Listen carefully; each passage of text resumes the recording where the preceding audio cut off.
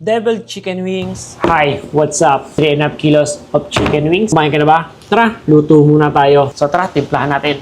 Salt, garlic powder, smoked paprika, garlic mince. Mix lang natin. Okay na ito mga boss. Pwede nyo nga pala itong i-prito or i-oven or i-air fryer. Pero ang gagawin ko dito is fry. Bago ko nga pala i-fry, i-dredge ko muna dito sa flour. Kung ayaw nyo naman, okay lang. Sabi ko nga sa inyo, pwede nyo itong i-oven o i-air fryer. Okay na to, pwede natin itong i-fry. Meron tayo ditong mainit na oil. Fry lang natin yung chicken. Tutuin lang natin to hanggang sa maging golden brown and crispy. So okay na to mga boss. Set aside lang natin. Boss, same wok. Bigyan lang tayo ng oil, butter,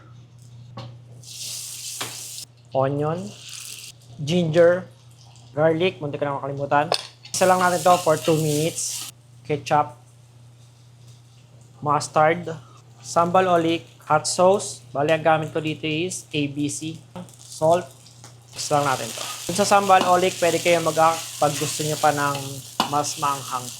Lime juice. Kung wala, lemon juice. Balik lang natin yung chicken. Haluin lang natin ng mabuti mga boss hanggang sa ma-coat yung lahat ng chicken. Okay na ito mga boss, lagay naman natin sa pan. Kung gusto mo nga pala ng magandang video, paki-heart and share. Paki-comment mo na nga rin pala kung taga saan ka at kung ano yung barko mo para naman mabati kita. Deviled chicken wings. So yun lang, bon appetit!